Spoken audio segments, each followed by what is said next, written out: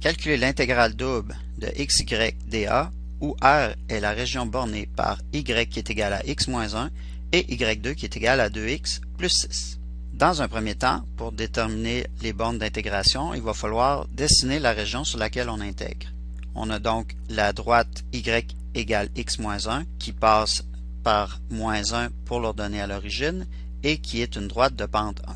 On a également la parabole y2 qui est égale à 2x plus 6 qui est une parabole ouverte vers la droite.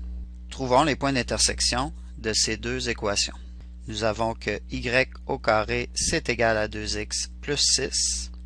Donc également nous avons que y au carré est égal à x moins 1 au carré. Nous obtenons que 2x plus 6 doit être égal à x2 moins 2x plus 1 en élevant au carré. Si on met tous les termes à droite de l'égalité, on obtient que 0 va être égal à x2 moins 4x moins 5, qu'on peut factoriser pour obtenir x moins 5 fois x plus 1. Ce qui veut dire que la droite et la parabole se rencontrent si x qui est égal à 5, ce qui veut dire à ce moment-là que y égale 4, et aussi si x est égal à moins 1, ce qui nous donne y est égal à moins 2. On va dessiner dans notre plan XY notre région d'intégration. Donc d'abord, si on dessine la droite, elle est d'ordonnée à l'origine moins 1 et de pente 1. Si on met y est égal à 0 dans la parabole, on obtient à ce moment-là que le x vaut moins 3. Et pour les deux points d'intersection, nous avons le point 5, 4 et également le point moins 1, moins 2. On peut ainsi dessiner la région sur laquelle il faut intégrer. Il faut maintenant décider de l'ordre d'intégration.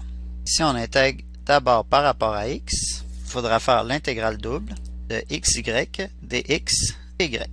On s'aperçoit alors que peu importe où je me place dans la région, le x va toujours de la parabole y2 qui est égale à 2x plus 6 à la droite y qui est égale à x moins 1. Si on isole la valeur de x dans y2 est égale à 2x plus 6, on obtient que le x va de y2 moins 6 sur 2 à la droite y qui est égale à x moins 1, c'est-à-dire jusqu'à y plus 1.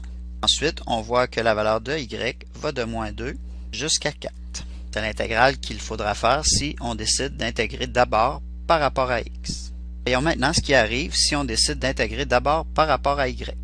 Si on décide d'intégrer d'abord par rapport à y, il va falloir séparer notre région en deux.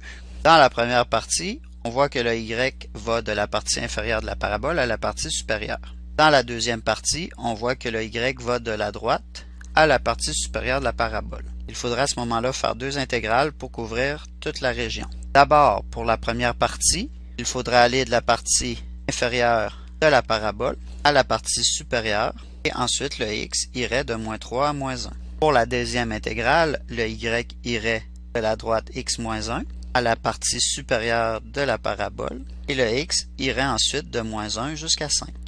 On voit ici que le calcul serait beaucoup plus complexe, ce qui fait qu'on va faire le premier. Donc ici, il faut d'abord intégrer par rapport à x, ce qui va donner x2, y2 sur 2, qui est à évaluer entre y2 moins 6 sur 2 et y plus 1. Et ensuite, on va intégrer par rapport à y.